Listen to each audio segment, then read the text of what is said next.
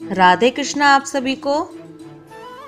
वैशाख मास महात्म्य के अध्याय 11 में हम धर्मराज और ब्राह्मण के बीच में संवाद सुन रहे थे, जहां धर्मराज ब्राह्मण को राजा महिरथ की कथा सुना रहे थे। अब आगे वैशाख मास महात्म्य अध्याय 12। पुरोहित कश्यप के वचन सुनने के बाद राजा महिरथ ने नियमों के साथ वैशाख मास का स्नान और दान किया। यमराज कहते हैं, हे ब्राह्मण, उसके बाद राजा के ऊपर काल की दृष्टि पड़ी। अधिक मात्रा में रति का सेवन करने से उन्हें क्षय का रोग हो गया था, जिससे उनका शरीर अत्यंत दुर्बल हो गया। अंततः उनकी मृत्यु हो गई। उस समय मेरे यानी यमराज के तथा भगवान विष्णु के दूत भी उन्हें लेने पहुँचे। विष्णु दूतों ने ये राजा धर्मात्मा है ऐसा कहकर मेरे सेवकों को डांटा और स्वयं राजा को विमान पर बिठाकर वे वैकुंठ लोक में ले गए। वैशाख मास में प्रातःकाल स्नान करने से राजा का पातक नष्ट हो चुका था। भगवान विष्णु के दूत अत्यंत चतुर होते हैं। वे भगवान की आज्ञा के अनुसार राजा महिरथ को नरक मार्ग के निकट से ले चले। जाते जाते राजा ने नरक में पकाए जाने के कारण घोर चित्कार करने वाले नारकीय जीवों का आर्तनाद सुना। कड़ाही में डालकर ओटाए जाने वाले पापियों का क्रंदन बड़ा भयंकर था। उसे सुनकर राजा को बड़ा विस्मय हुआ। वे अत्यंत दुखी होकर दूतों से बोले, जीवों के कराहने की यह भयंकर आवाज़ें क्यों सुनाई दे रही हैं? इसमें क्या कारण है? आप लोग सब बातें बताने की कृपा करें। विष्णुदूत बोले, जिन प्राणियों ने धर्म की मर्यादा का परित्याग किया है, जो पापाचारी एवं पुण्यहीन हैं, वे तामिस्त्र आदि भयंकर नरकों में डाले गए हैं। पापी मनुष्य प्राण त्याग के पश्चात यमलोक के मार्ग में आकर भयानक दुख भोगते हैं।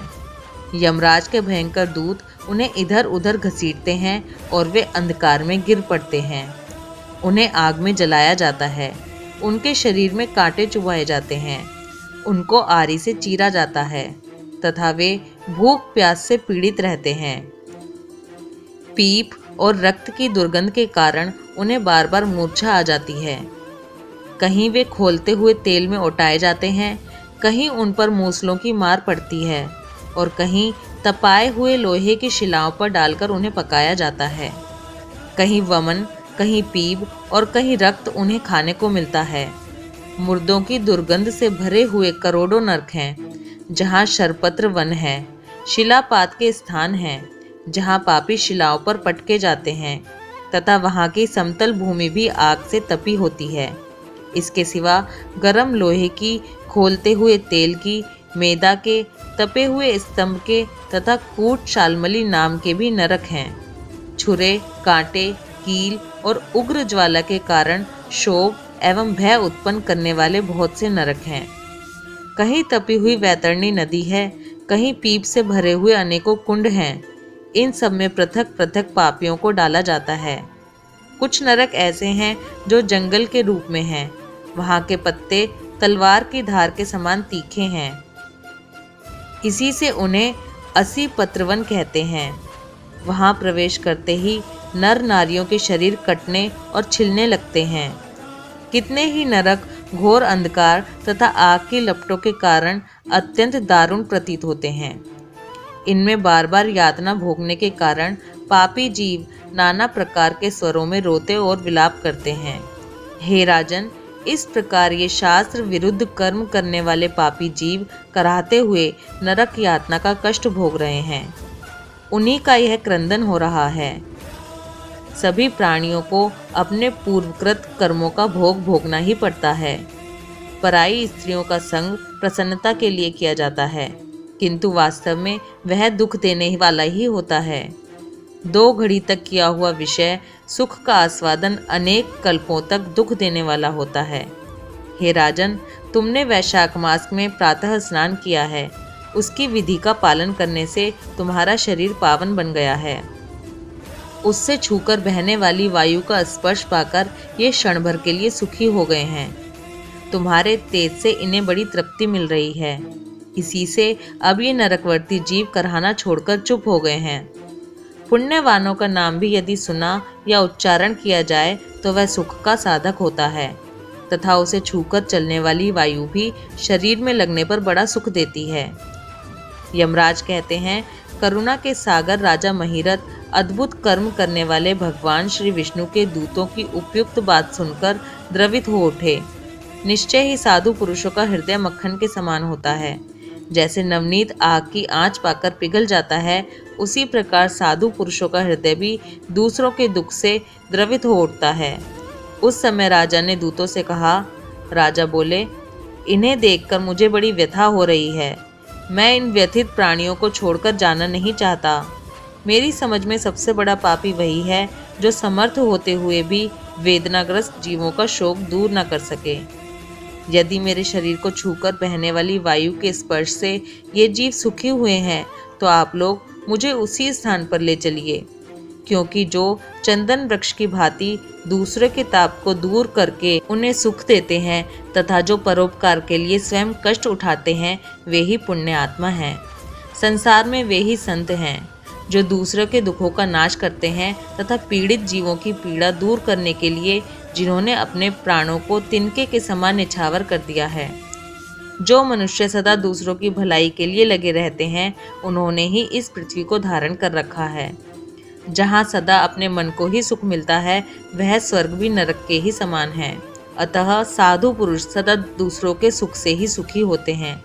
यहाँ नरक में गिरना अच्छा, प्राणों से वियोग हो जाना भी अच्छा, किंतु पीड़ित जीवों की पीड़ा दूर किए बिना एक क्षण भी सुख भोगना अच्छा नहीं है। दूत बोले, राजन, पापी पुरुष अपने कर्मों का ही फल भोगते हुए भयंकर नरक में पकाए जाते हैं। जिन्होंने दान, होम या पुण्य तीर्थ में स्नान नहीं किया है, मनुष्यों का उपकार तथा कोई उत्तम पुण्य नहीं किया है, यज्ञ, तपस्या और प्रसन्नता पूर्वक भगवान नामों का जप नहीं किया है, वे ही परलोक में आने पर घोर नरक में पकाए जाते हैं। जिनका शील स्वभाव दूषित है, जो दुराचारी, व्यवहार में निंदित, दूसरों की बुराई करने वाले एवं पापी हैं, वे ही नरकों में पड़ते हैं। जो पापी अपने मर्म भेदी वचनों से दूसरों का हृदय विदीर्ण कर डालते हैं तथा जो पराई स्त्रियों के साथ विहार करते हैं, वे नरकों में पकाए जाते हैं। हे राजन, आओ अब भगवान के धाम को चलो। तुम पुण्यवान हो, अतः अब तुम्हारा यहाँ ठहरना उचित नहीं है। राजा ने कहा, हे विष्णु दूतगण, यदि मैं पुण्य आत्मा हूँ तो इस महाभयंकर यातना मार्ग में कैसे लाया गया? मैंने कौन सा पाप किया है तथा किस पुण्य के प्रभाव से मैं विष्णु धाम को जाऊंगा? आप लोग मेरे इस संशय का निवारण करें। दूत बोले, हे राजन, तुम्हारा मन काम के अधीन हो रहा था, इसलिए तुमने कोई पुण्य, यज्ञ अनुष्ठान तथा यज्ञ वशिष्ठ अन्न का भोजन नहीं किया, इसलिए तुम्हें इस मार्ग से लाया गया है। किंतु लगातार 3 वर्षों तक तुमने अपने गुरु की प्रेरणा से वैशाख मास में विधि पूर्वक प्रातः स्नान किया है तथा महापापों और अति पापों की राशि का विनाश करने वाले भक्तवत्सल विश्वेश्वर भगवान मधुसूदन की भक्ति पूर्वक पूजा की है। यह सब पुण्यों का सार है। केवल इस एक ही पुण्य से तुम देवताओं द्वारा पूजित होकर श्री विष्णु धाम को ले जाए जा रहे हो। हे राजन, जैसे एक ही चिंगारी पड़ जाने से तिनकों की राशि भस्म हो जाती है, उसी प्रकार वैशाख मास में प्रातः स्नान करने से पाप राशि का विनाश हो जाता है। जो वैशाख मास में शास्त्रोक्त नियमों से युक्त होकर स्नान करता है, वह हरिभक्त पुरुष अति पापों के समूह से छुटकारा पाकर विष्णु पद को प्राप्त होता है। यमराज कहते हैं, हे ब्राह्मण, तब दयासागर राजा ने उन जीवों के शोक से पीड़ित हो भगवान श्री विष्णु के दूतों से विनय पूर्वक कहा, साधु पुरुष प्राप्त हुए ऐश्वर्य का, गुणों का, पुण्य का यही फल मानते हैं कि इनके द्वारा कष्ट में पड़े हुए जीवों की रक्षा की जाए। यदि मेरा कुछ पुण्य है तो उसी के प्रभाव से ये नरक में पड़े हुए जीव निष्पाप होकर स्वर्ग को चले जाएं और मैं इनकी जगह नरक में निवास करूंगा। राजा के ऐसे वचन सुनकर श्री विष्णु के मनोहर दूत उनके सत्य और उदारता पर विचार करते हुए इस प्रकार बोले, हे राजन, इस दया रूप धर्म के अनुष्ठान से तुम्हारे संचित धर्म की विशेष वृद्धि हुई है। तुमने वैशाख मास में जो स्नान, दान, जप, होम, तप तथा देव पूजन आदि कर्म किए हैं, वे अक्षय फल देने वाले हो गए हैं। जो वैशाख मास में स्नान दान करके भगवान का पूजन करता है, वह सब कामनाओं को प्राप्त होकर श्री विष्णु धाम को जाता है। एक और तप, दान और यज्ञ आदि की शुभ क्रियाएं और एक और विधि पूर्वक आचरण में लाया हुआ वैशाख मास का व्रत हो तो यह वैशाख मास ही महान है। हे राजन, वैशाख मास के एक दिन का भी जो पुण्य है, वह तुम्हारे लिए सब दानों से बढ़कर है।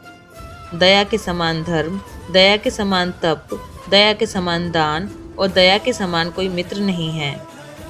पुण्य का दान करने वाला मनुष्य सदा लाख गुना पुण्य प्राप्त करता है।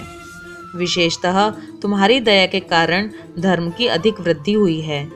जो मनुष्य दुखित प्राणियों का दुख से उद्धार करता है, वही संसार में पुण्य आत्मा है। उसे भगवान नारायण के अंश से उत्पन्न समझना चाहिए।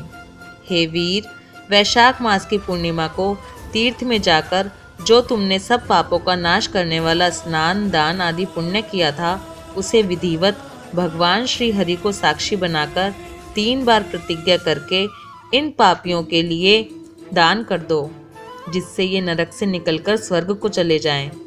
हमारा तो ऐसा विश्वास है कि पीड़ित जंतुओं को शांति प्रदान करने से जो आनंद मिलता है, उसे मनुष्य स्वर्ग और मोक्ष में भी नहीं पा सकता। हे सौम्य, तुम्हारी बुद्धि दया एवं दान में दृढ़ है। इसे देखकर हम लोगों को भी उत्साह होता है। हे राजन, यदि तुम्हें अच्छा जान पड़े तो अब बिना विलंब किए इन्हें वह पुण्य प्रदान करो जो नरक यातना के दुख को दुग्ध करने वाला है। विष्णु दूतों के यूं कहने पर दयालु राजा महिरथ ने भगवान गदाधर को साक्षी बनाकर 3 बार प्रतिज्ञा पूर्वक संकल्प करके उन पापियों के लिए अपना पुण्य अर्पण किया।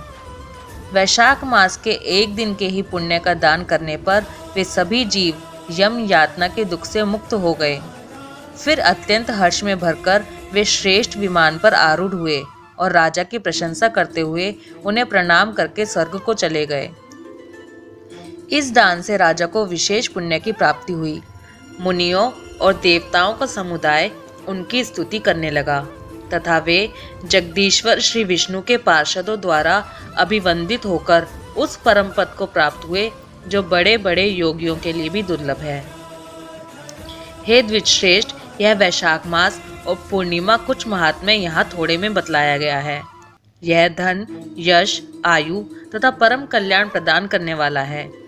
इतना ही नहीं, इससे स्वर्ग तथा लक्ष्मी की भी प्राप्ति होती है। यह प्रशंसनीय महात्म्य अंतःकरण को शुद्ध करने वाला और पापों को धो डालने वाला है। माधव मास का यह महात्म्य भगवान माधव को अत्यंत प्रिय है। राजा महिरथ का चरित्र और हम दोनों का मनोरम संवाद सुनने, पढ़ने तथा विधि पूर्वक अनुमोदन करने से मनुष्य को भगवान की भक्ति प्राप्त होती है, जिससे समस्त क्लेशों का नाश हो जाता है। सूत जी कहते हैं, धर्मराज की यह बात सुनकर वह ब्राह्मण उन्हें प्रणाम करके चला गया। उसने भूतल पर प्रतिवर्ष स्वयं तो वैशाख स्नान की विधि का पालन किया ही, दूसरों से भी कराया। यह ब्राह्मण और यम का संवाद मैंने आप लोगों से वैशाख मास के पुण्य में स्नान के प्रसंग में सुनाया है। जो एकचित होकर वैशाख मास के महात्म्य का श्रवण करता है, वह सब पापों से मुक्त होकर श्री विष्णु के परम पद को प्राप्त होता है। ये था वैशाख मास महात्म्य अध्याय 12। कल इसके आगे की कथा को सुनेंगे। राधे कृष्णा।